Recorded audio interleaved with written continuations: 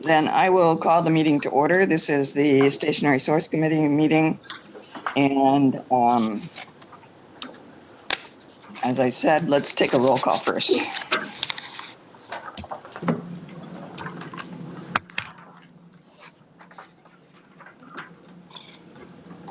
Roll call. Oh, sorry. Councilmember Ben Benoit. Senator Vanessa Delgado. Present. Supervisor Janice Hahn. Here. Mayor Judith Mitchell.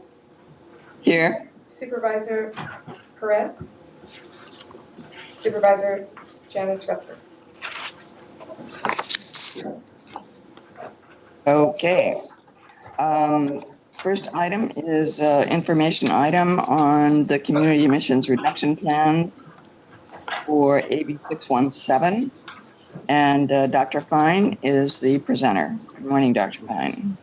Good morning, members of the committee. I'm just going to say a few words, and I'm going to turn it over to Dr. Joe K. Gosh, who has really been leading up this effort for the district. But this is an update on where we are with the development of the community emission reduction plans for our 3 AB 617 communities, and it has been a very, very compressed and large effort. And as you'll probably hear today, we received letters, we're working with the communities. We are subject to criticism in this program, both in terms of process and the content of the SERPs. And we want to tell you that staff agrees with some of that criticism, but I just want to remind everyone that the timing constraints that we are under this program precluded us from doing many of the things we would have liked to do in this program, and we are trying to meet these statutory deadlines.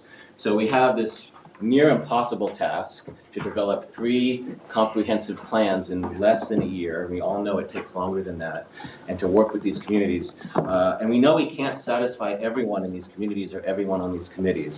We have to balance the different interests, the different needs.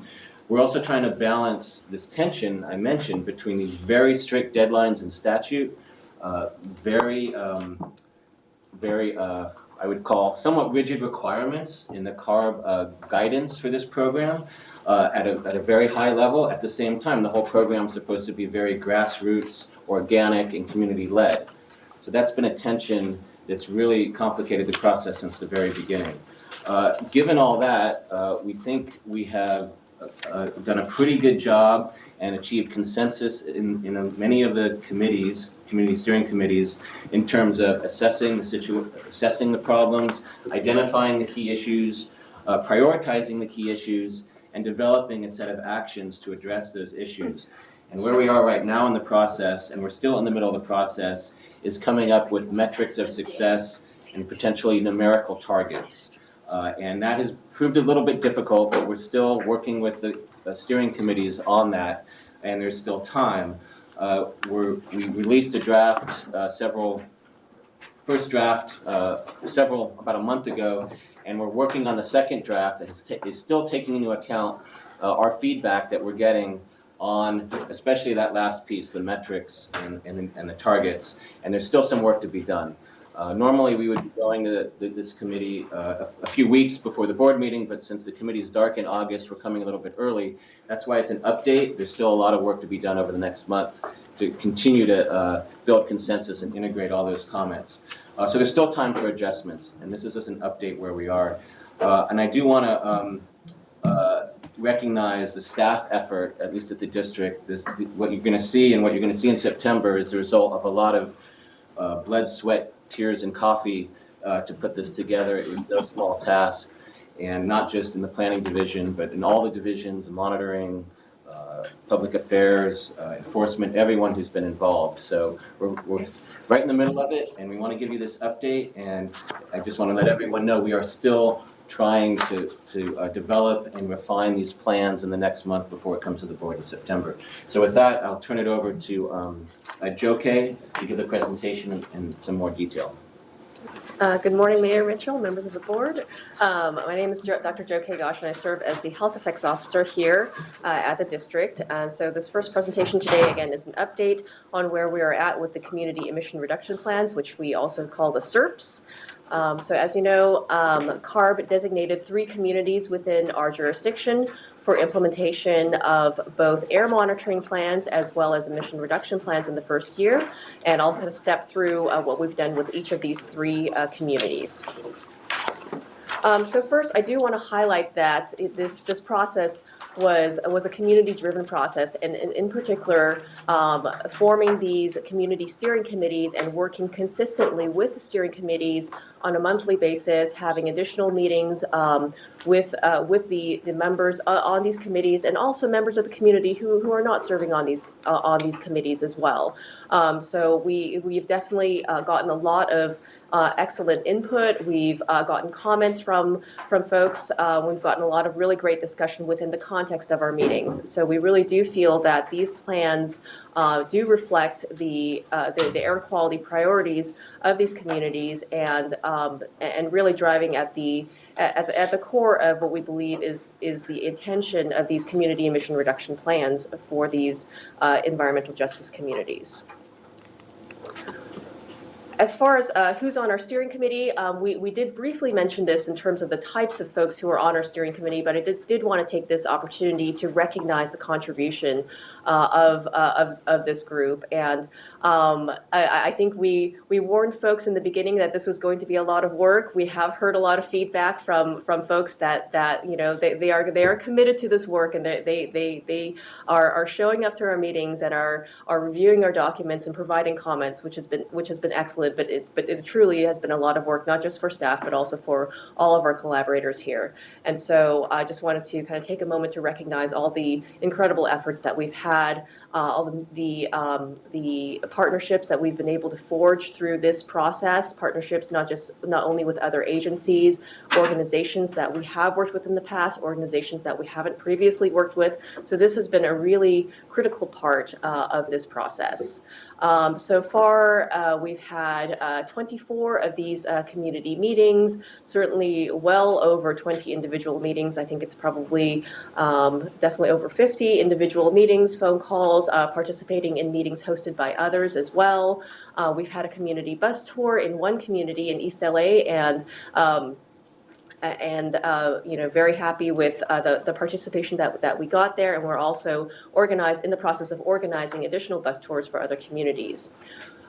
Through this process, we also formed a technical advisory group. So it is a single technical advisory group with representatives from each of the three communities, each of the three community steering committees, as well as additional technical experts such as from universities, to help us with the technical analyses that had to be done as part of this process as well. And we've also completed 6 community workshops in this process. Okay.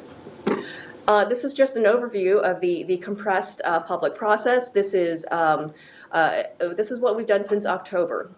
So we began in October really just with an introduction to AB 617, what it is, having to form these committees, and also really start from what is the purpose and what is the function of these committees, and how we're going to operate.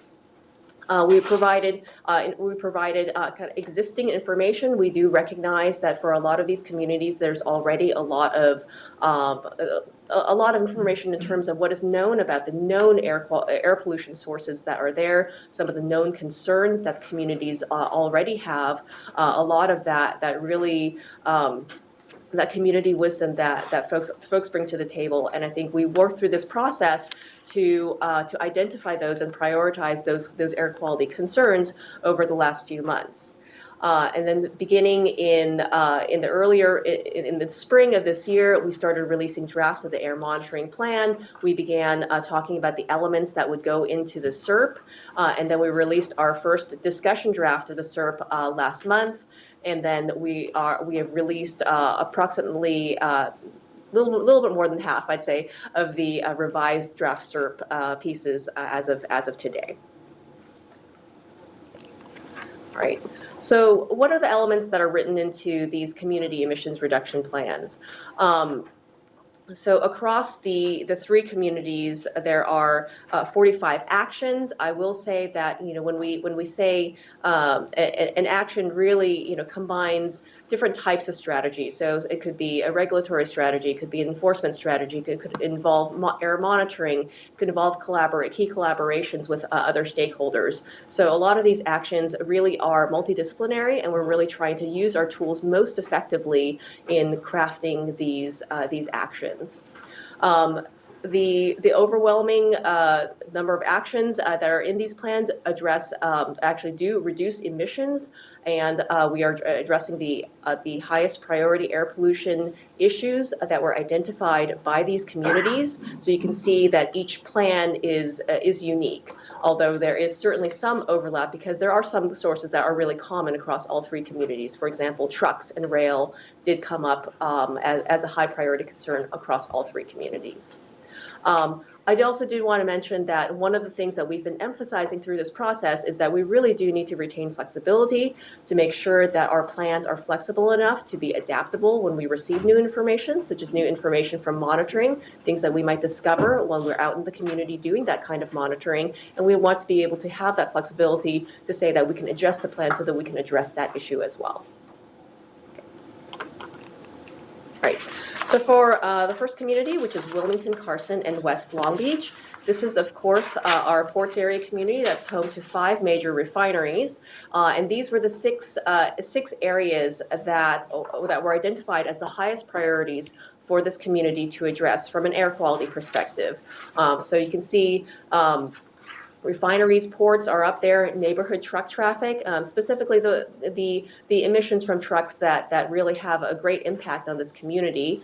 The community also prioritized the emissions from oil drilling, oil wells, including from the drilling and production, rail yards, particularly the rail yards that are in the community, the off-port rail yards, and you can see that schools are up there, obviously not as an emission source, but as an area where we can work toward reducing exposures to those children who spend significant amounts of time at those schools.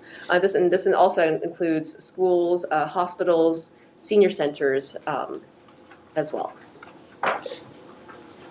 So this slide kind of summarizes some of the key input that we received in terms of what specifically the community would like to see addressed to address their concerns within each category.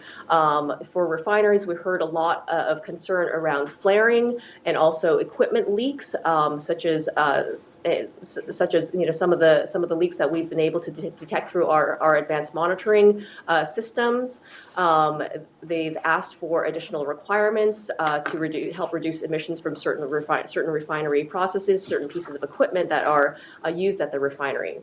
As far as the port-related concerns, we heard a lot of concerns in terms of the ship emissions, particularly from the ocean-going vessels, but also from some of the commercial harbor craft that are used in these facilities. A big recognition that there is a lot of diesel power equipment, cargo handling equipment, and also the trucks that visit the ports as well. So there's a lot of desire to address and reduce the diesel emissions from this source. Neighborhood truck traffic, again, I think this one is mostly self-explanatory, but in particular, I wanted to highlight a lot of concern around truck idling. As far as oil drilling and production, I think there's a lot of discussion around this, wanting to address odors and other maybe VOC leaks, and this is something that we are working on in terms of identifying the sources of those leaks at these facilities and working toward addressing those. Okay.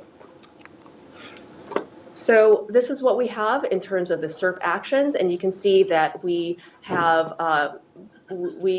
we specify which are the proposed actions to address each of these 6 air quality priorities that were identified by this community.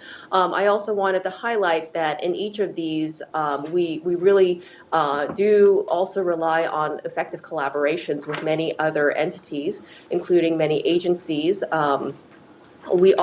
We are working very closely with the Department of Public Health and working with them particularly because we know that they have a lot of experience when it comes to risk communication, and also I know that they actually have recently implemented the FLAG program at one of the schools in Wilmington, and so there was some interest in doing this kind of school-based outreach around air pollution issues and air quality. Many of the actions that we propose include also include a monitoring component, and so a lot of these actions also use monitoring as a very effective tool to identify where there may be fugitive emission sources, and this is particularly pertinent when it comes to refineries as well as the oil drilling, the oil wells, because some of our past pilot studies have shown that these could be significant sources of fugitive emissions that can be addressed. The second community that I wanted to highlight is our Inland Empire community of San Bernardino and Muscoy. So this community also identified 6 air quality priorities. You can see some of them do have overlap with the issues that were identified in the Wilmington community as well. But I would say in this particular community, neighborhood truck traffic was by far really the number 1 issue, and the one issue that we heard a lot of, not just a lot of concern, but a lot of suggestions in terms of how to address these issues. There's certainly a lot of interest in pursuing zero emission technology, but there's also a recognition in terms of what it really is available, commercially available at this moment. But definitely, I think we heard very clearly from the community that we need to be working toward that as our goal.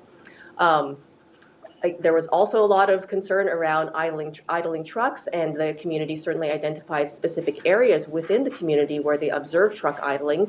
Certainly, that's one thing that we will be addressing through the SERP, and obviously reducing operation emissions from these trucks as well. Looking at incentives and also working with the Air Resources Board on the regulatory side.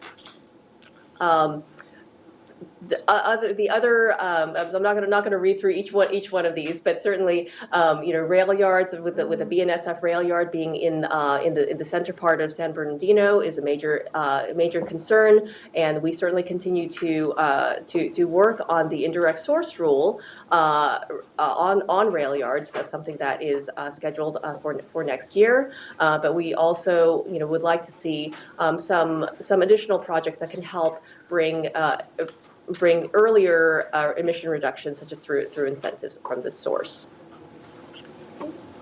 And other kind of key priorities that were raised were perhaps on-site emissions from warehouses, some fugitive emissions from the Omnitrans bus yard, which is of course very, very close to community areas. A couple specific concrete batch plants that have some fugitive dust issues, and also the impact of air quality on schools. Here's a summary of the key actions that are written into the San Bernardino and Muscoy SERP.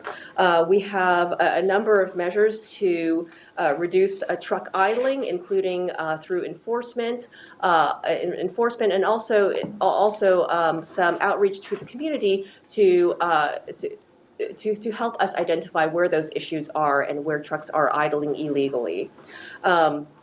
We are also working with the Air Resources Board to implement this automated license plate reader, or ALPR, which is a technology that was developed by CARB, where you can use a simple camera and set up a simple camera in areas where you see a lot of truck traffic, and the camera captures the license plate, which can then be cross-referenced with the DMV database to identify who's that truck owner and the model, the engine model year as well. And so that's a way that you can use this technology to help identify what are some of the really old trucks that frequently come through this community, and we can help. One of the things that we came up with was that we can maybe use that information to contact that owner and see if they might be interested in one of our incentive programs. Some of the other actions that are written into this SERP include doing both outreach outreach to help address some of the fugitive dust issues, working with the schools to try to implement air filtration programs, and also working with the local land use agencies on some of the truck routing and the building standards that they write into their general plans. The third community is the community of East LA, Boyle Heights, and West Commerce. And this community identified 7 air quality priorities that they wanted to see addressed in the SERP. Certainly, mobile sources came up as a very, very high priority in this community, which is no surprise to anybody. So not just neighborhood truck traffic, but also traffic from passenger vehicles as well. And there is certainly a lot of recognition within this community that this is really again, really their number one issue. Rail also came up as a very high priority, particularly diesel emissions from rail. But this community had some unique concerns that were not identified by the other communities. This included concerns around metal processing facilities that are within the community. Of course, we know that this community has been really engaged over issues around Exide for many years, but there's also a lot of recognition in the community that they wanted to work on kind of general emissions generally from metal processing facilities and not just Exide specifically. There were concerns raised around odors, around the rendering facilities, and although the community knows that we did pass Rule 415 and the facilities are implementing those requirements in that rule, there's certainly a desire to make sure that those requirements are indeed implemented, so odors are reduced. This community also has identified auto body shops as a major priority, and recognizing that these are overwhelmingly small businesses. Then there's this kind of curious category called general industrial, and so I'd like to take a moment to explain what that is. I think there's a lot of desire in this community to have better information, right? And a lot of concern around, well, there seem to be a lot of industrial facilities that I see, but I'm not sure what they do, right? And I'd like to be able to find that information and identify it and see for myself whether it might be a problem. Maybe it's not enough to call it into 1-800-CUT-SMOG because they may not have a specific complaint, but it's just a general concern because I want to know what's in my community. And so there was a lot of desire to have that better access to information and access to this kind of useful information for this community. And so we've written in a couple measures that will help address these concerns. So as far as the actions that are written into this community's SERP, it also addresses truck idling and reducing emissions from the heavy-duty trucks. This community is also extremely interested in using the automated license plate reader to help identify some older vehicles that might be eligible for incentive programs, and various incentive programs that help replace these older polluting engines with cleaner vehicles. I'm not going to go through some of the more repetitive categories, but I did want to highlight that some of these actions in this plan really take more of an outreach type approach. For example, for the auto body shops and also some of these general concerns, doing outreach around 1-800-CUT-SMOG, how to call in a complaint, what to expect when you call in a complaint, and what's an effective, how to have the community help us do our job so that they're providing the information that's most useful to us so that we can appropriately follow up when our inspectors go out there and do their investigations. So that's one of the things I definitely wanted to highlight in this plan. We also are partnering with the LA County Planning Department on some land use related issues. They've been very engaged around this issue, and again, trying to address this issue with the concentration of industrial facilities, in particular a lot of small businesses in that community, and trying to understand what we can do collaboratively across our two agencies. Okay. So we did put together a timeline. So this timeline focuses on rural development and some of the rural implementation efforts for not just for our agency, but also for CARB and the US EPA. You can see there are a number of things that are already in the works, as well as a number of things that we wrote into the SERP as commitments. So in 2020, we would initiate rule. The proposal is to initiate rulemaking for several rules, including 1118 to address the flaring issues at the refineries, 1148 series to address the concerns around oil wells, and 1142 to address the ship-related emissions. So certainly, rural development would probably continue for the coming years. And I also wanted to take this slide to highlight some of the key CARB rules that are coming up on their calendar as well.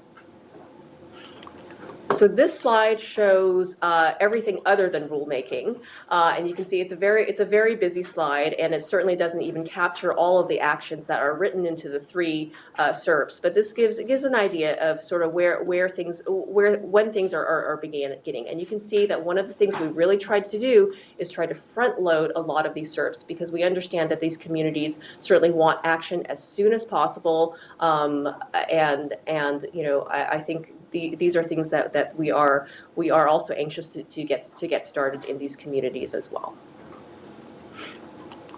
Okay. So as far as key issues, one of the main comments that we received in our first round was to establish an emission baseline and also some emission reduction targets. This is something that we have already addressed in our revised draft that we've published. So this the revised draft now includes the source attribution report that identifies the emissions baseline and also a forecast of the projected local emissions in 2024 and 2029, which were the two milestone years that were requested by CARB in this process.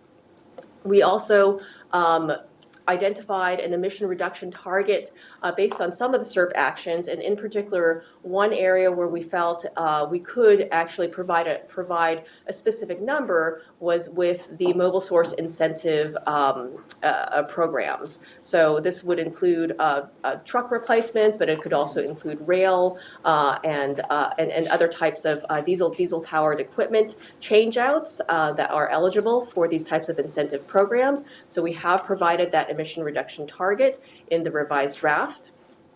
And I think, one of the challenges that we continue to have is this question about, well, we know that you are addressing fugitive emissions, but we've said time and again that we really can't quantify those ahead of time because how do you know what you're addressing when you haven't found it yet, right? So I think this is one of those issues where we will have to track our progress in terms of what we found, but this is not a number that we can give ahead of time. So, another kind of key issue is identifying how these funds will achieve quantifiable results. Again, we quantify those incentives, but this is something that we really have to look carefully at our funding levels that we have for this program, and making sure that what we're proposing is realistic. We also received a couple comments about a desire to conduct a community health study, for example, having a public health baseline and kind of tracking the progress in that regard. And this is a real challenge because one of the things that we look really closely at is that what the statute directs us to do is to address air pollution. That really is the core of this plan. But of course, we understand that air pollution does affect health outcomes, and for me personally, this is something that I've worked in for a very long time, including doing some of the research studies that really laid the foundation for a lot of this work here. But I think ultimately what we were funded to do is really reduce emissions, reduce air pollution emissions. And we know that has a public health benefit, but this is something that is incredibly difficult to quantify. It's not something that can be done with a small amount of effort, and it seems it seems unusual to divert resources to that front when our main charge is to reduce air pollution emissions, which we know will have a public health benefit. Joki, could you comment on the consultation meetings where this issue was discussed at length and Dr. Baum's conclusions on this? I think it'd be helpful for everybody to understand. Right. So I do remember this was discussed in the CARB AB 617 consultation group, which has representatives from many parts of the state, including from the South Coast, on this consultation group. And so they also heard a lot of desire to make sure that they're for a health study, essentially, for some kind of health study. And I think Dr. Baum's brought in Paul English from the California Department of Public Health to discuss, what is entailed and what do we mean by, tracking progress and what a study can do, and also, really importantly, what a study can't do. And I think through those many discussions, I think the conclusion was that obviously it's really clear there is a desire to improve public health, and I think none of us deny that. But the recognition that the work that we're doing here, it's really about long-term benefits, and I think that is really the benefit that the community would like to see, and to take work that results in long-term benefits and to try to measure some things in the short term. To see if that reflects it is really just not possible. I think the other thing I believe that was recognized was that this is something that is not a simple task, and that it would take some incredible resources to do. And the focus of our work really should be on to reduce emissions, and that will have a public health benefit. I would just add that the consultation committee recognized that the health study aspects was outside of the original legislation, and that if there was a desire to go back to the legislature, I think there was agreement that everybody in the room would say they would walk across the street to the legislature and work on that. But the focus of this program is to reduce emissions. And as much as we would like to do those studies, that would take away from the fund to reduce those emissions. It would take away from the purpose of the legislation. And that was one of the main comments that we'd heard and the comments that we received thus far. So I want the board members to understand that there was significant discussion on this issue at the ARB consultative work group and at the community steering aspect as well. Okay, so what are we looking at in the coming months? So this item is scheduled to go to our September board meeting, and shortly thereafter we have to begin the implementation elements of the SERP. In January, a CARB workshop is tentatively scheduled. I think the details of that are still being worked out, and then sometime in the spring, the SERPs will be brought to the CARB board for their consideration. So with that is the end of my presentation. So if I can add just one thing, you'll notice that the CARB meeting that is supposed to be going to consider these SERPs from South Coast is almost 6 months from the time that our board is going to hopefully approve them. And that's a long time to wait to begin. So we're going to begin whether or not CARB has moved forward. That was not in the original schedule, but they're trying to bring the CARB board to the different communities to do some of the hearings and the adoption. So that's going to delay the schedule, but we're committed to just get started anyway, because we can't wait 6 months to do implementation. I wanted to mention one other aspect, that the actions you see listed here, some of them do include regulatory actions and some of them don't. And there's definitely a strong desire, top to bottom and across all the committees, to include hard regulatory actions in these communities to reduce emissions. But there was a discussion at the steering committee level of whether regulatory priorities and regulatory initiatives that the districts and CARB had already started should be part of the SERPs, or whether the SERPs should always be above and beyond. But the truth is, if the district's priorities, regulatory priorities, and CARB's regulatory priorities align with the community's priorities, that's not a bad thing. We'll continue with that. But in some cases, because of the desire of the steering committee not to include some of those actions, they're not explicitly in the actions of the SERP, even though those other actions will continue to occur. And they are called out in our documents as other activities. But some of the committees did not want to include that. They only wanted to include things that were new. But again, it's not a bad thing that our priorities before AB 617 came about turn out to align with the priorities that the community has identified. So there's a lot of other activities beyond the SERPs that are still going to benefit these communities. I also want to take a moment. This slide has a typo. It should be fall 2019, not fall 2020. So That's what I thought. yeah.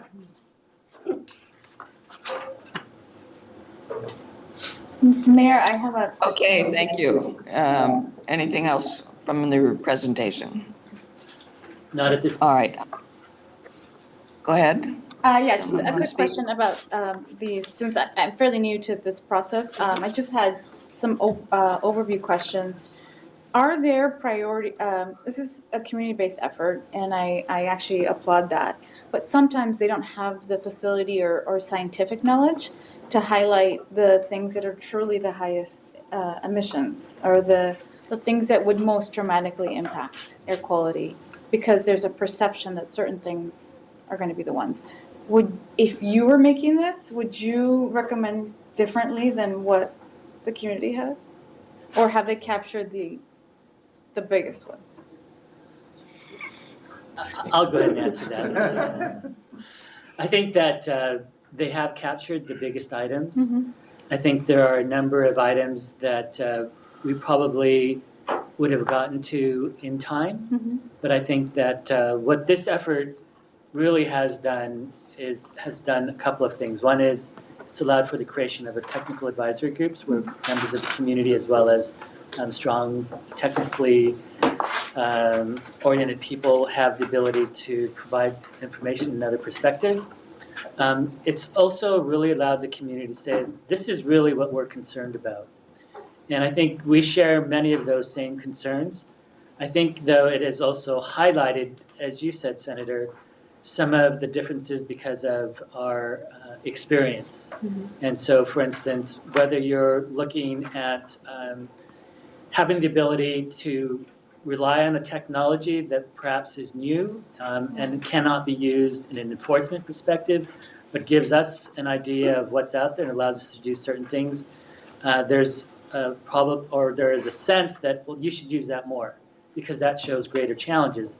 And the fact of the matter is we can't use it in a certain way, but we can use it in a different way that will help us get there, right? Mm-hmm. So there's always an understanding of sort of gradations. And I would say that that discussion has been good for people to understand.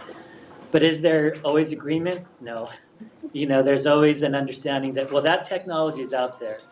And it may be out there and maybe in a one-up, but you don't have the infrastructure, you don't have the reliability, you don't have the demonstrations on the duty cycle. There's a lot of factors that go into that. And I think we've been having a lot of discussions about that. And I would say that sort of the state of the technology, its ability to be deployed, the cost of the technology, and the health aspects have probably been the two most contentious issues, I would say.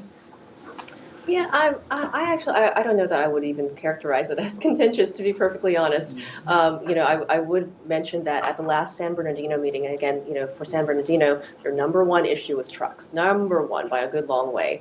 And so we had one of the managers from Matt's group provide a presentation on the truck technology. So sort of what's out there and what's in demonstration. What is the process, right, to commercialize a piece of equipment, and where we are at with some of these projects and programs where we've got these demonstration projects going on. And at the end of the presentation, the comments that we got from our committee was that this should be required reading for anybody who's working on this, right? They're like, you know, I wish we had this presentation earlier. And, you know, so kudos to your staff, did an excellent job.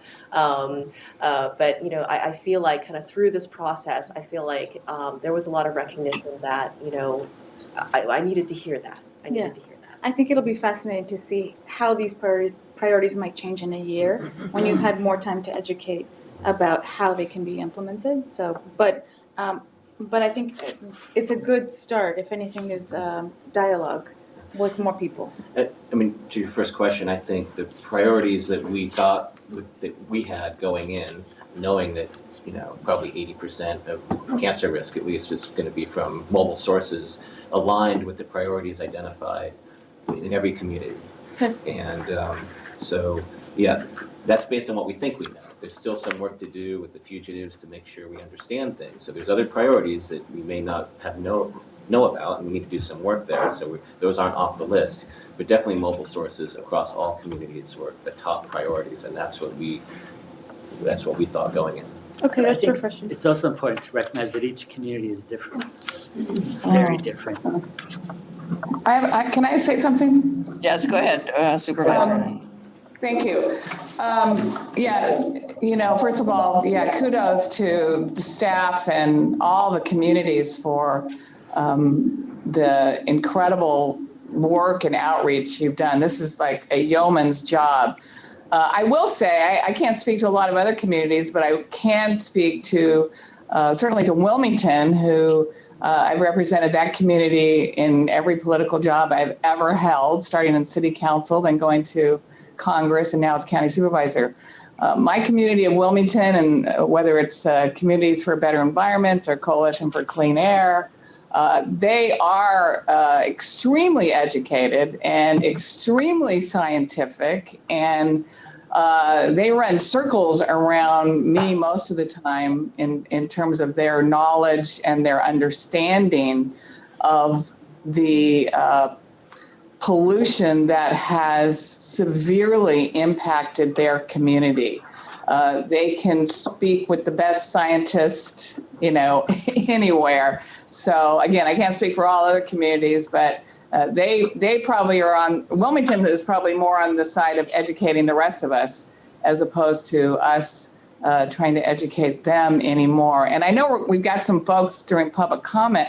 I think for me, just looking at this, my biggest concern is sort of no meat on the bones. And when I look at the actions that are listed, to me, they're more like goals, with no tactics, with no plan, with no step-by-step on how we get there. They're great goals. I mean, reduce truck idling, reduce emissions from the ships and hovercraft, reduce emissions from port equipment. Those are great goals, but I don't see those as actions. Like, how is that going to happen? I mean, for me, just something as simple as reducing truck idling. I mean, that can be achieved. I remember when I was on the city council, we put together a truck task force, especially if it involves law enforcement, with highway patrol, with port police, with LAPD. And we actually said, we want you to begin, and it was in their roll call in the morning. We want you to specifically target trucks that are idling and going off their route and going through communities. That worked for a while, but then it kind of went away. But I would think something like that, even in this plan to reduce truck idling, would give the community a little sense that we've actually got some ideas on how to reduce truck idling. Same thing for reducing ship emissions. It doesn't feel like there's serious tactics on how we do that, even though we do know there is technology available today that could do that. So I think you're probably going to hear from some of the public speakers that they would also, feel a little more confident if we had more quantifiable targets. We actually had step-by-step goals and plans on how to achieve these. These are great goals, but I'm going to be hard-pressed to approve this as a board member in terms of actions. I just don't see actions in this plan on how we achieve this. thinking about the metal plating facilities, for instance, in Paramount, reduce exposure in schools is a goal. I didn't really see how we get there. Like for me, a big problem just on that is I know we have some air filters or monitoring, but for instance, I know that if there's an odor, we still require the public to call us. And then somebody goes out there, and by the time they go out there, the smell still has to be there. And when I met with teachers in Paramount, the principals were objecting to them making the phone calls during class hours, so they had to wait until lunch hour to make the call. But I just feel like, when we talk about reducing exposure, whether it's to pollution or to these hexavalent chromium or other things that come from some of those metal plating facilities, what is our quantifiable action that we're going to do that will lead to reduced exposure? So Supervisor. So and maybe the staff could wait till after public comment to address some of the community's concerns about sort of a lack of specifics in this plan? And just or would you like to address my concerns? Well, I'd like to address your concerns, but I know Senator Delgado has I was just going to questions. add, I think those are all excellent points, especially about the Wilmington community, by the way. I had a site visit with them, and they are definitely very well aware, unlike a lot of other communities. But to add to the questions that the supervisor posed, is there funding that gets allocated for some of the oversight that she's talking about when you answer the question? I'm guessing that ties into the actions. Yeah, let me go backwards. So in answer to the funding, there's two sources of funding that are provided to the district. One is for implementation. Part of what you see is the development of this plan. It's for working with the community. We have, I want to say 25 million for the implementation. 10.9 the first year, 20 for the second year, and 20 for next year. Okay. Promised. We don't have it yet. But. Yeah. Okay. So that's just for the implementation aspect. Then the reduction emission part comes from a separate fund. First year statewide, it was 250 million. Of that 250 million, 108 million was there. The original intent of the legislation was to provide a mechanism to get emission reductions in the districts. And there was a tremendous desire to not have to create a new system in which to allocate those funds.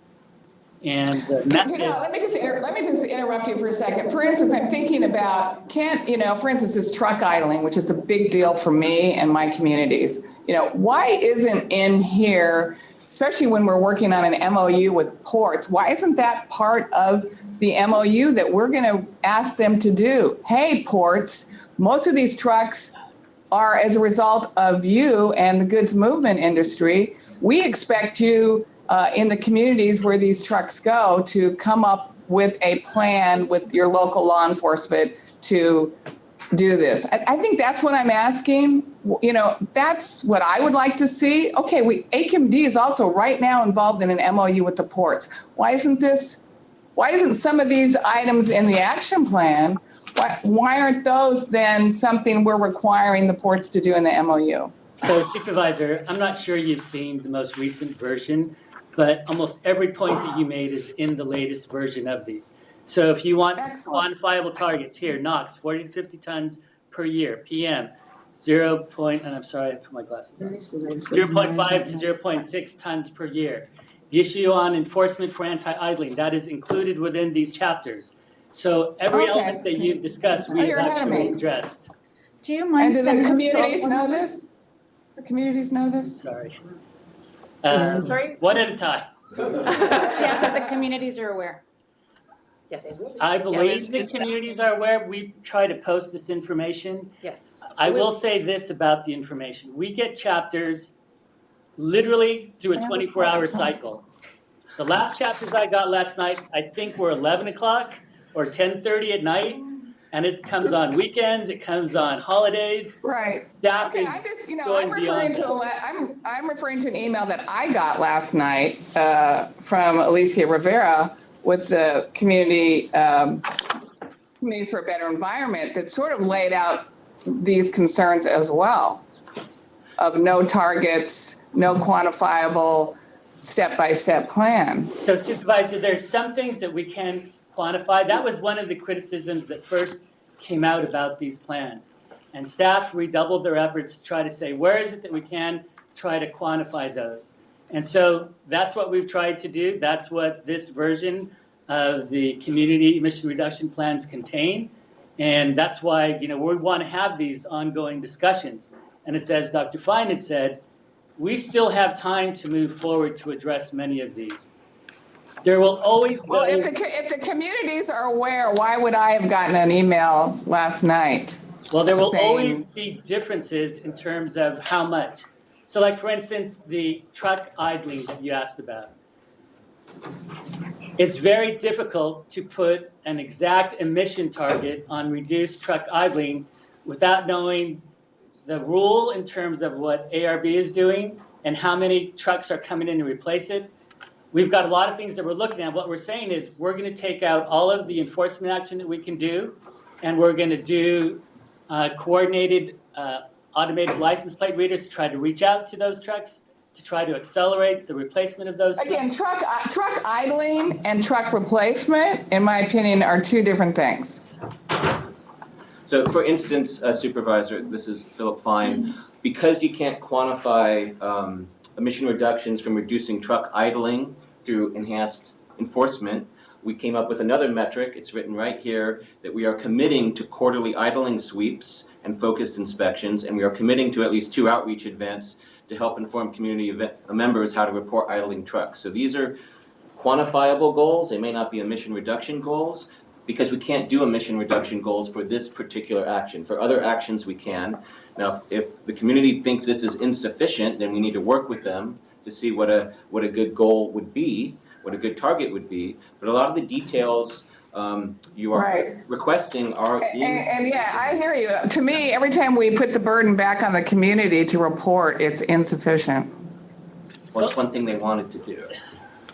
But I mean, again, I would talk to the ports and say, you need to work on a traffic enforcement policy to prevent trucks from idling, and work with CHP, local police, and port police. And those elements in terms of reaching out with law enforcement, with city officials, looking at truck routes, looking at all of those things, those are included within this plan. Mayor Mitchell, maybe we do Let me interrupt the community comments.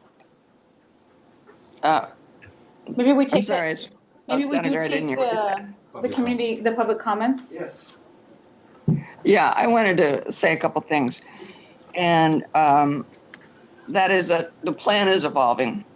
Yeah. But I agree very much that the plan needs to include metrics. Certain things that we're trying to reduce, it's hard to include metrics like a 10% reduction or whatever the quantification is that you would use. But I do think to the extent that we can do it, we do need to do that. The ALPR, I wonder what database you're planning to connect to on ALPR. It's a DMV. It's a DMV database. DMV, Trucks. okay. Oh, we also have out of state. There's also an out of state database as well. So we have the out of state and the in-state databases tied with the All right. DMV. Okay. But I think it does need more meat on the bones.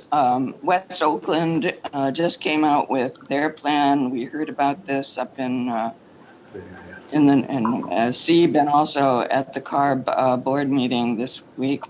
That is considered kind of a model that we might take a look at to see. And I haven't reviewed it extensively. I've only seen bits and pieces of it. But that is something to take a look at. I think, the whole idea of AB 617 is to get emission reductions. And so that should be our focus. We've said that, not necessarily the health outcomes from that, But what emissions are we reducing with each of these actions? And let's quantify what those reductions will be. And then you need to quantify as well, who's going to be responsible for that. Some of the things on here is going to be CARB's responsibility because it's a mobile source. I'd like to, have that identified. CARB needs to do this. And you have done that to some extent in the outline we've seen in the presentation. And I'm assuming that this outline is just that, an outline. It doesn't really set out our whole plan. I think it'd be good for those of us on the committee to look at the whole plan and look at how you've set it out, because we're just seeing this outline here. And also, as you've said, you've changed it overnight. It's been changed. So I think it'd be good for this committee for you to keep us informed as the plan changes, as major changes are made, that you send us the link to that so we can take a look at the whole plan. In some cases, you can establish a baseline. Other cases, we cannot. Where we can establish baselines, I think we should do that. And then we're working from a baseline. We're going to have X reduction from the established baseline. I think that's important. That's the meat on the bones that I think we need to have here. The other thing that came out of some of the meetings I've just attended this week at CARB was the idea that the community requests for reduction, all of those should be included in our SERP. We may not be able to achieve them, and you may not be able to achieve them in year 2, but the plan is that 617 doesn't end. I've heard the term it's going to go on for, we're going to be tracking this for 11 years. So we know that in 2021, we're probably going to see some commercialization of electric heavy-duty trucks. That should be in the plan, that at the point when electrification is possible, that's when the metric to include heavy-duty electric trucks in the community should be part of this plan. I don't know to what extent we can establish truck routes, but that's an important part of this whole truck thing and the truck idling. And you need to be working with city planners, other people, enforcement agencies to plan truck routes and enforce that. On the idling, I wonder if you can establish places where idling would be allowed. This is a zone for idling, and that would be in our plan. I mean, maybe you've all thought of all this, but this is the kind of specifics. We need to identify specific actions and the specific reductions we expect to get from those actions wherever we can. Recognizing that truck idling is hard to quantify, but at least we can remove it to a place where it's not going to be impacting residential neighborhoods. So these are the kinds of thoughts I have, and I think my colleagues on the committee are thinking along the same lines. CARB will have oversight over our plan, and I know that we're working closely with CARB now. And that's important to keep that up, because the last thing we want is to have our plan come before the CARB board and be rejected. So that's, real important, that collaboration. And also it's important that you're bringing it back to us, or at least referencing it to us on a frequent basis so we can see the development of it.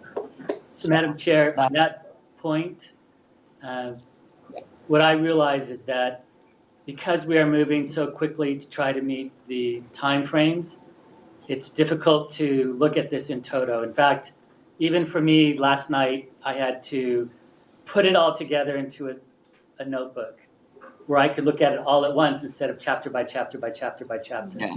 And what I think we need to do is we need to give each of the board members what we have right now, and realize just sending you a link without having the ability to have a reference that you can pull it all together makes it very difficult to sort of see what are the changes, what are the requests that have been made to go back. And so that's what I had to do, and I know that I think it'll be easier if we provide that information to all of the board members. So you have my commitment that we'll do that, because I think that would have addressed a lot of the concerns that we're hearing expressed.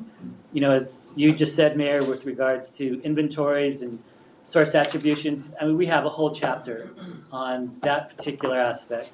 We have whole chapters dedicated to all of the items that we had, but without having the ability to really have it in a physical form, it's difficult. And so, you know, obviously we're at somewhat of a disadvantage from the perspective of everybody's so close to this, but I want to make sure that we take all of this constructive comments and do it in a way that we get to where we need to be, which is, as what you and Supervisor Hahn, Senator Delgado have said, is we need to make sure we have the meat on the bones, but we need to make sure that we also have it available so that we can actually see what's being discussed. I believe I said the meat on the bones.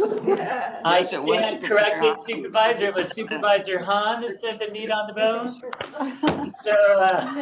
So with that, you have our commitment to provide you with a physical copy, to send you updates, and you will see how fast and furious the teams are working to address all of those concerns. That makes a lot of sense. I think that's really important because we're kind of working here a bit in the blind, I sense, from what is being expressed here this morning. And I assume the public might be as well working a bit in the blind. So I think if you put it together for the committee members in a booklet form, and as changes are made, we can change out pages or whatever. But as long as we need to be kept informed about what's happening here. Absolutely. And all of us have a stake in the communities that are the 3 communities we identified. Yeah. And so we want to see that, you know, the emission reductions they expect actually happen through this process. Yeah. So Mayor let's Mitchell, go we have- now. Yeah, we have 2 Senator? comment cards. We have 2 comment cards. Yes, okay. So let's call them up. Go okay. ahead. How much time is it gonna be? What's the time? 3 minutes? 3 minutes. Okay, and you'll time that for me, Senator, please. We've got 3 comment cards. I think this is also for that same item. Okay, it Yeah. just said, okay. Right. That's fine. Looks like a short one. All right. We have some comment cards. Jesse Marquez is the first comment card that I have. Coalition for a Safe Environment. Got 3 minutes. Jesse Marquez, Coalition for Safe Environment, founder and executive director. These, over about 700 pages, are my documents and references, okay? First, I do want to compliment the AQMD staff. Writing this plan has never been done before. It is a near impossible thing, but we're doing the impossible. As a community representative, as an organization and a member and a guardian of my community, it's our responsibility to review this document, critique the document, and as you've heard me mention many times already in the past, we are in a partnership. We're not adversaries. We're here to accomplish a goal, and that goal is to reduce emissions, okay? And to clarify everyone's understanding, there are 2 Bibles all of us EJ organizations and 10 pilot communities are following. And the 2 Bibles, well, the main Bible is the blueprint, and then there's all the appendices. Appendix C tells all the AQMDs statewide exactly what to do on the metrics. Okay? Supervisor Hahn, you're absolutely correct. Senator Delgado, you're absolutely correct. These are only goals. They are not metrics. I know exactly what a metric is. CBE knows what exactly. All of us EJ organizations know exactly what metrics are because we all have the same documents. In terms of the quantifiable things that are referenced, 40 hours ago, we got the emissions inventory list, okay? And we're talking about an Excel sheet, you know, with all kinds of data on it. All it does is accomplish, our first request was establish an emission baseline. So now I have a baseline. Now we have a baseline. But where do we go from the baseline? Saying that there's a truck idling thing in the future? No, that's not a metric. A metric is when we say, okay, we have 6 major refineries. We now have the baseline for all the refineries. Now, what is the metric? Okay, if refinery A puts out 5 tons of VOCs, the metric is within 5 years, it'll be 1 ton. Okay, that's a metric. If we're talking about a quarterly audit of idling trucks, it'll state in the metric every quarter 1,000 trucks will be stopped and will be inspected. That is a metric. okay? Referencing vapor recovery systems, you're gonna see what can be done. Vapor recovery systems have been approved by EPA for the last 20 years, okay?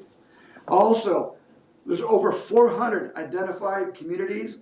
There's 10 pilot communities. I also sit on the advisory committee. Not one of us has requested, suggested, or recommended that public health baselines not be included. None of us have stated that whatsoever. And thank you, Janice Hahn. You funded us last year to do a public health survey. And when we did that, to determine what would be applicable for our circumstance, we came out with 5 out of hundreds. And the LA County Department of Public Health, CASPER, is the most realistic that can be done on a short-term basis that would meet our minimum requirement. Thank you for your Thank you. work. Kevin Thank you, Maria? Jessica. Hi, good morning. My name is Kevin McGuy. I'm with SoCal Gas. I did want to touch on the incentives piece that was brought up because they're going to be a very important, critical element of getting the truck turnover that's needed to get the emission reductions under the 617 program. But first, I did want to reiterate something that was said a couple of times, that this program, the purpose of the program is to get emission reductions. It's not a technology advancement program. The point is to get immediate emission reductions and health benefits now. With that said, low NOx trucks are the most effective way to get immediate emission reductions. It does everything that a diesel truck can do, has the same range, power, fueling time. It's an available technology that's a production line truck. Unfortunately, electric trucks, right now, there are some operational and cost limitations to it. It's the fuel time, the range, and the cost. Particularly for incentives, I think cost is a very important piece of that. Just Wayne mentioned that there's $108 million for incentives throughout the state for implementation. 108 for us, that was the first year. The second year was closer to 88 million. And who knows what it's going to be this third year. Okay, we well, don't know. Just to kind of give an example, let's say you had a theoretical $100 million. If Moira funds up to 95% for an electric truck, you can get about 300 electric trucks, which is a good amount of trucks. But at the same theoretical $100 million, you can fund 1,000 low NOx trucks. You get 3 times the emission benefit just by switching the technologies. And while it's important to turn over to newer trucks, you have to think about the bigger picture. If you have a fleet of 1,000 trucks and you need 1,000 trucks to do a job, you can turn over that entire 1,000 truck fleet.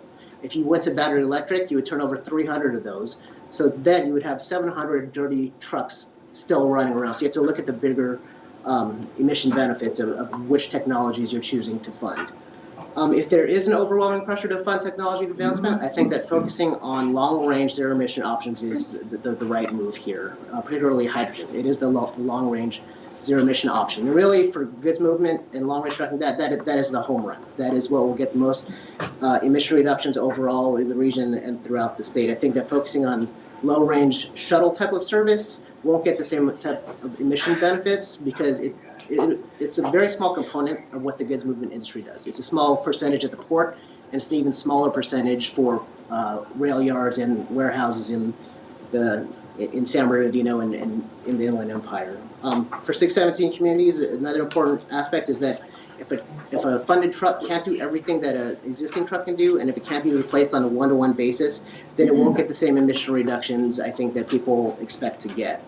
So lastly, we ask that the truck incentives, whatever amount they are, that they prioritize available technologies to maximize emission reductions and the health benefits to 617 communities. Thank you. Thank you. Susan Stark? Hi, Susan Stark with Marathon Petroleum. I came today expecting to mostly compliment staff on being able to achieve almost the impossible in the very constrained amount of time. I think everyone agrees on that. But I have to say, I guess I'm not the only one who was surprised that there were some changes. And I found out this morning that there was a new measure for refineries. I work for a refinery. I'm also a member of the Community Steering Committee and didn't learn either as a stakeholder or as a steering committee member that there were changes, and I'm sure there may be more. Not to say that it's not a worthwhile measure. I need to have a chance to absorb it a little more. And I learned from Jesse, thank you, that 40 hours ago there's a new emissions inventory and baseline. I know last week We got the source attribution information, and Singhi's been very helpful. I had a couple of questions. She provided some more information. It's just a lot, not only for staff to do, but for community stakeholders and board members as well to absorb. So I'm glad to hear that maybe there are going to be notebooks put together and we can all catch up. And look forward to commenting. Is it still August 2nd to get comments in on everything, or after we get the notebooks? The 6th? Okay, so a couple of weeks. All right, thank you. Thank you. Florence, I'm sorry, I can't read the last name. Caribbean. Oh, Caribbean? Thank you.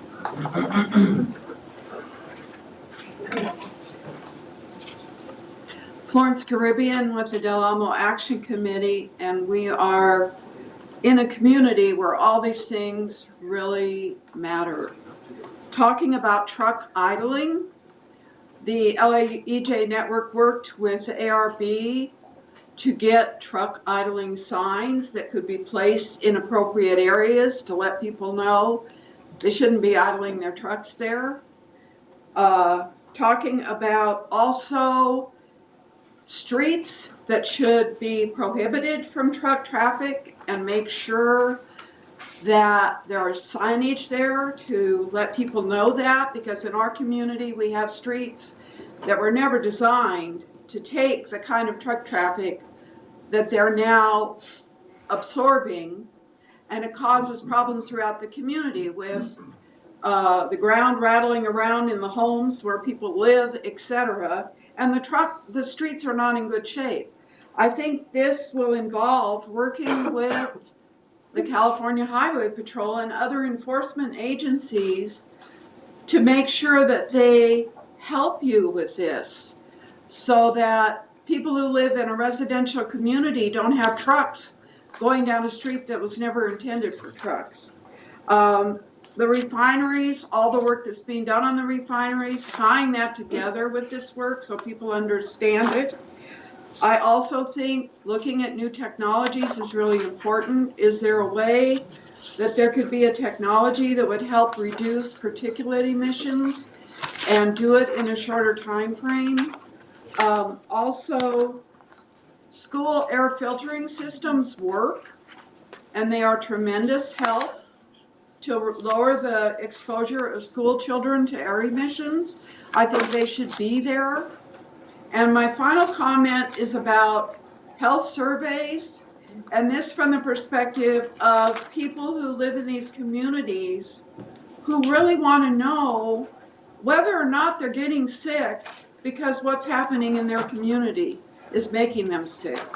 And I know that's not the main core goal of the Air Pollution Control District at all, but I think tying in with public health agencies that do know how to do these kind of surveys and working with the communities and making sure that connection takes place. We had our Del Amo Action Committee meeting a couple of weeks ago, and we had people from the LA County Public Health Department coming there eager to work with us to do a health survey in our community.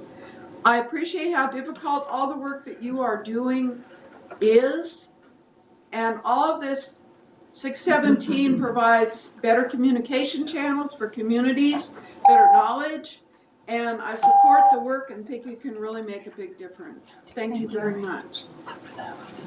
Chris Chavez.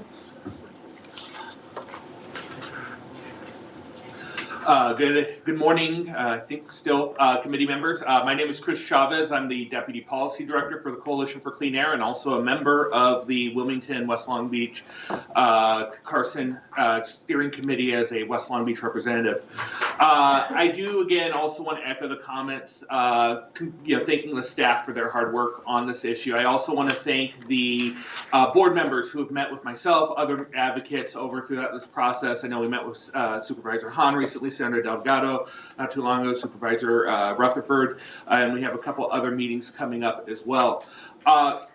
But I also do want to provide some comments and some feedback on some of the SERP, and not generally to all the SERPs, but also comments specifically to the Wilmington SERP as well. I do really want to make sure and support the comments that Jesse made earlier in seeing some solid emission reduction targets in it. I know that some of that data is coming out at the East LA steering committee yesterday. They that some numbers were able to be provided. I haven't had a chance to go through some of the more recent information, so hearing that information is available now is certainly helpful, and we'll be able to better inform the community of what to expect. I also want to echo again the concerns and the desire to see a stronger health nexus in the emission reduction targets, and also meeting state and national attainment goals as well. I know that there's been some concern among staff that this would require, especially a health study, would require millions of dollars and years of studies. And I don't think we need to go necessarily that far, but in the sense of being able to show and have a reflection of what the health outcomes are in this, it would also, again, be helpful to the communities involved. I also want to speak regarding some of the goals. I know Supervisor Hahn mentioned this, Jesse mentioned this. Many of the goals that are outlined in the SERP are really the strategies to meet the broader goals. We're treating the strategies as the goals in and of themselves, and really making sure that we're using these to identify specific improvements in emission reduction really needs to be highlighted and clarified in the SERP. Also regarding the role of incentives, very quickly, I know that in our comments previously we mentioned that there is a very large reliance on incentives as part of this program, and we want to make sure that enforcement and increasing rules is included as part of it. Lastly, regarding the Wilmington SERP specifically, I know that there's been a lot of contention, a lot of concern about duplicating the Port Clean Air Action Plan as part of the MOU. We want to make sure that any off-ramps or any sort of loopholes that could be included in that are closed, and making sure that that commitment, that MOU, is as strong as possible. Thank you very much for your time. Thank you. And I have Thank you. one final card, Annalisa Vargas. Oh.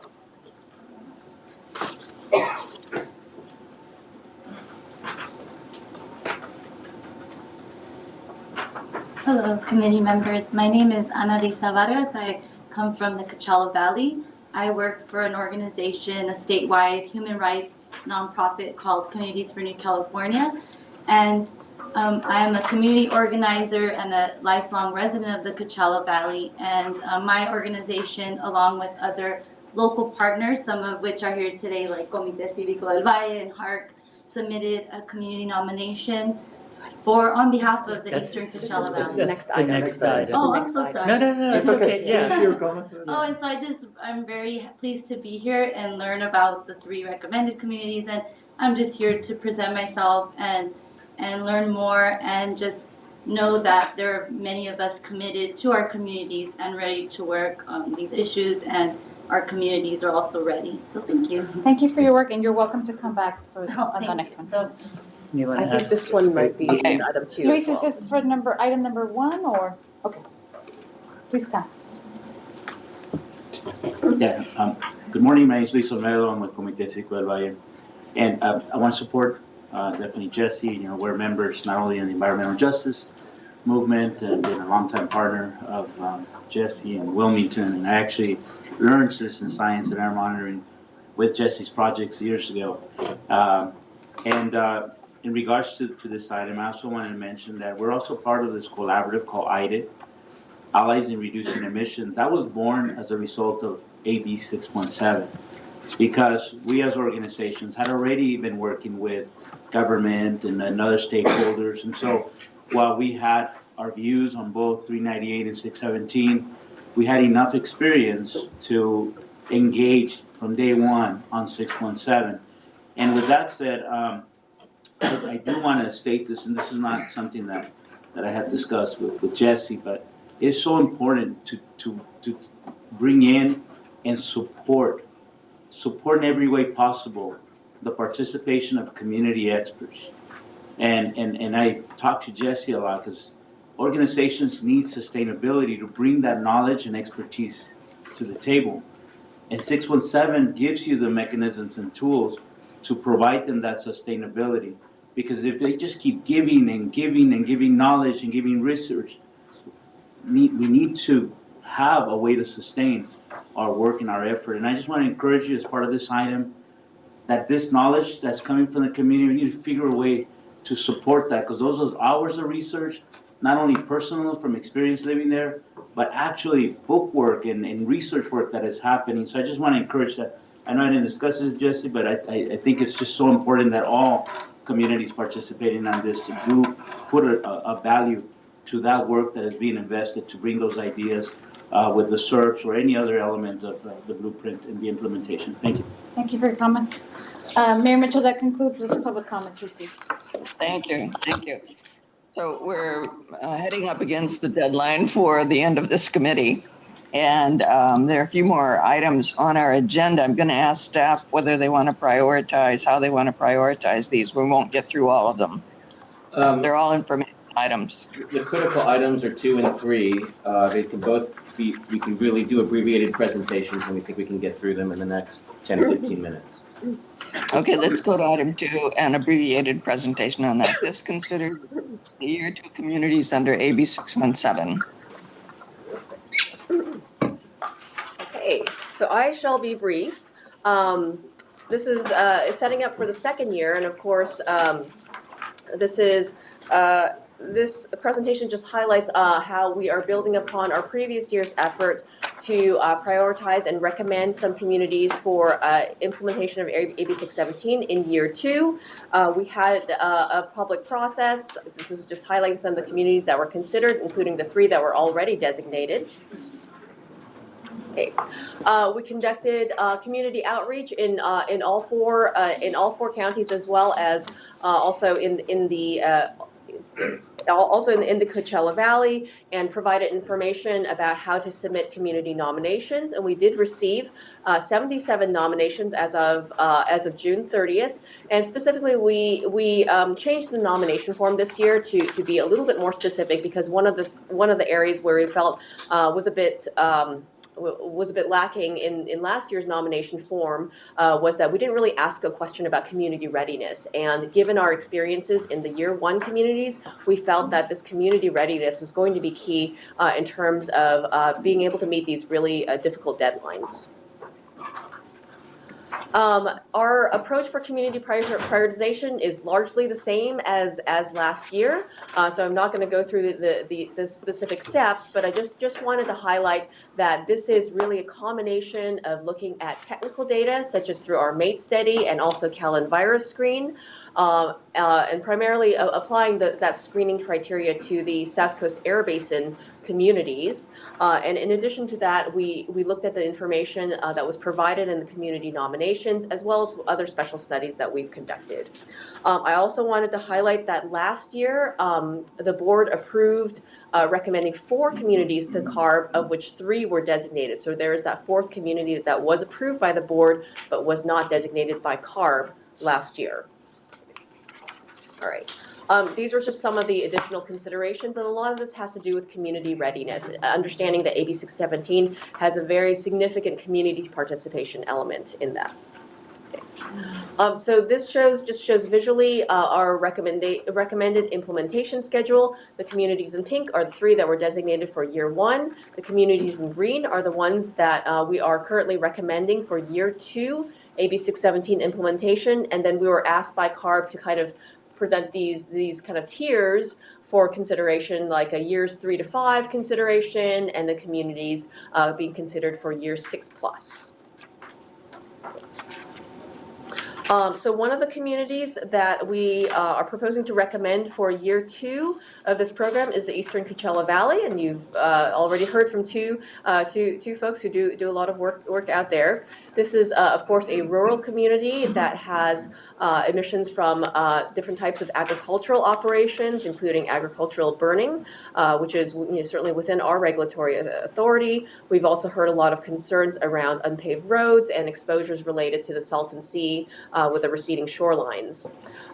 The nominations highlighted a lot of community-based efforts that are already taking place. So we've definitely felt that they demonstrated quite a lot of community readiness based on their nomination. And I also wanted to mention that the South Coast AQMD staff continue to do quite a lot of work out there, not only with some of our monitoring networks related to the Salton Sea impacts, but also participating on the Salton Sea Management Program committees.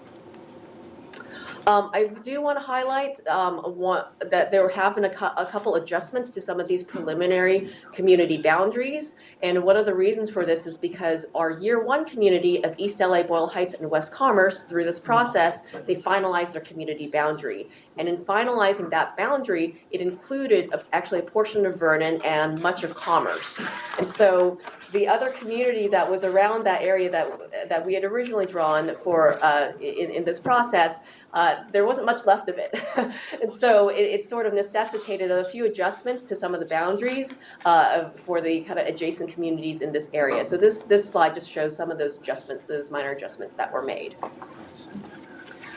So with that, the second community that we're proposing for U2 includes Southgate, Florence Firestone, Walnut Park. These are unincorporated LA County communities.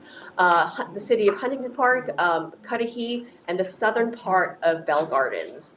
So this is a really densely populated community. This largely reflects the community that was recommended by the board last year. I want to say the last year it was Southgate, Florence Firestone, Walnut Park, and Huntington Park. And so this year we're just adding Cudahy and the southern portion of Bell Gardens into this community grouping. We also did hear through a community nomination process and through some of the existing efforts at the district in collaboration with the LA County Planning Department and LA County Public Health that the community has been very engaged around air quality and environmental issues. So they're definitely showing a lot of community readiness there. So this slide just kind of summarizes the timeline. We are, again, intending to bring this item to the board for consideration in September. Okay. Do we have any speakers on this item? Madam I Mayor, have a question too. I'll get to that in a moment. I wonder how many speakers we might have. we don't have any additional speakers other than the two that originally commented on this item. I think the gentleman is. Oh, there were two people, 3 people? How many public comments do we have on this No, item? just one. I don't have any on this one. Well, we have He's one. just handing over. Just one. Okay. Let's have, I'm going to go to the comment first. We'll give him 1 minute, and then we'll go to board committee discussion. 1 minute. Okay, so just here, just to represent the nomination, I believe there was a couple of nominations coming from Coachella. It's the second year. I believe both nominations are pretty consistent, and none are overlapping in terms of representation, which to me just seems it's a pretty wide representation and consensus as to what the priorities of the Coachella Valley are. So with that, I just want to make sure that we're here and we're present, and we initially from the beginning show and demonstrate that there is a readiness in the Coachella Valley. And a couple of partners here from the Coachella Valley is also joining us. And so with that, thank you very much. Thank you. Okay, let's go to committee comments. Anybody have comments? Yes, about? I do. I had recommended Paramount to be included in this year 2, and just wondering what were the reasons that Paramount couldn't be. It seems like that cluster of Southgate, Huntington Park, Florence Firestone, Cudahy Bell Gardens, that Paramount could sort of be added to that. So I was wondering what the issues were for not adding it, and then wondering if that's insurmountable, is it possible to get them recommended for year 3? So before staff answers that, I just wanted to make a very important note. There was no additional funding provided by the legislature for these additional communities, and we're being asked to nearly double the workload with no additional sources. With regards to Paramount, Paramount was really, in our opinion, the genesis of 617. And it was because of the investment that this organization did in terms of addressing the hex chrome issues. we're still actively engaged with Paramount. We believe that Paramount is well represented through the actions that we're currently engaged in. So that was our assessment, and when we're looking at the other areas, we were looking at areas that have already been identified. I'm still there, but And you're still on voice. I think I hung up on you. No, we can hear you. We can see you, we can hear you. I wanted to hang up on you. Okay, let's be nice here.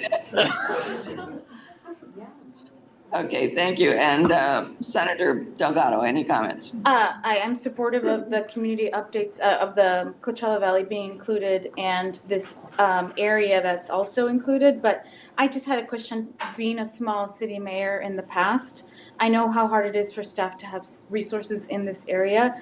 It seems not totally logical to split up Commerce into two and then Bell Gardens into two. Why can't we just put them in one so they can focus their efforts in one plan, since they're all here? So I think part of the challenge we have is, being as inclusive as we can, but also not spreading ourselves so thin and having these communities be, we're already including, 4 or 5 areas and cities, and be so expansive that the resources we have are diluted, both in terms of attention, outreach, emission reductions, incentives. So we struggle with this, but we think we are covering some of the areas of the greatest concern. Commerce, between year 1 and year 2 is largely covered, not entirely. So, and also those other areas that fit between year 1 and year 2, if this is chosen as year 2, are getting a lot of the same benefits, because the trucks that go through West Commerce and Huntington Park, they're going on the same routes, and they're all addressing the sources in Vernon.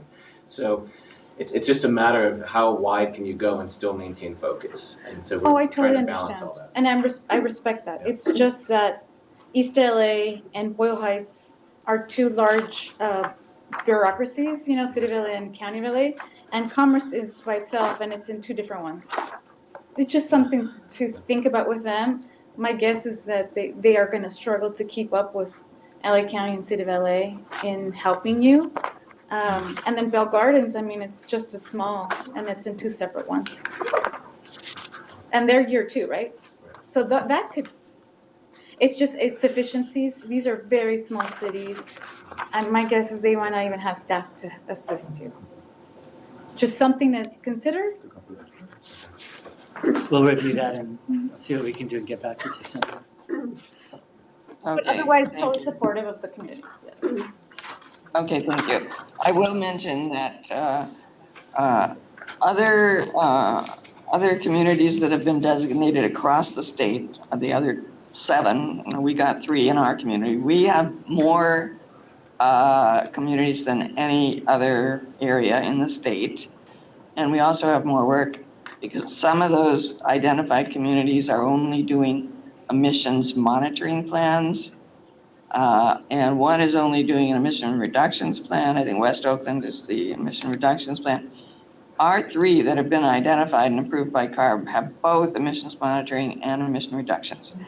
And so we have a large workload because we have a big staff and lots of resources, more than some of the other districts.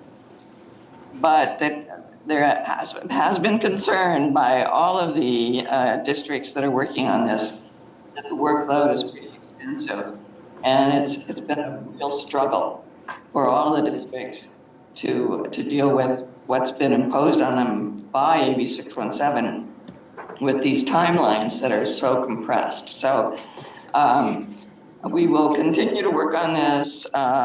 You don't need a motion on this, correct? You're going to continue to work on this, and I know CARB has been working with our district on this as well, as we identify more communities in the next year. Okay, I'm going to skip the rest of the things on the agenda. It's noon. Is there any public comment there in general? Any general Mayor? public? Yeah. Yes. Item number 3 is. Oh, do you want to do 3? Well, Can we forward all of them? Because I need to leave, so. Can we just move all items to the board then? It's fine with me. That's fine with me. Okay. Do we have You any wanna see- public comments on Yeah. 1407? Yes. No? Okay, No issues with that? General public comment? we have item number 4 and item number 12, public comment. Jesse? I think Jesse left. Florence? did, but I don't, do you have time? 'Cause I can. We really I don't. think I'm going to hold off on it, because it wasn't about any of this, and, okay? Thank you. Yes, because then, when I do say it, it'll just be great. Yes. Thank you. That's all. No further public comment, Mayor. You can, obviously, you can submit written comments as well, if we don't have time for public comment. So we're agreed that these will be moved to the board, all the items will respond to the board. And, is there any public comment in general? Public that's there?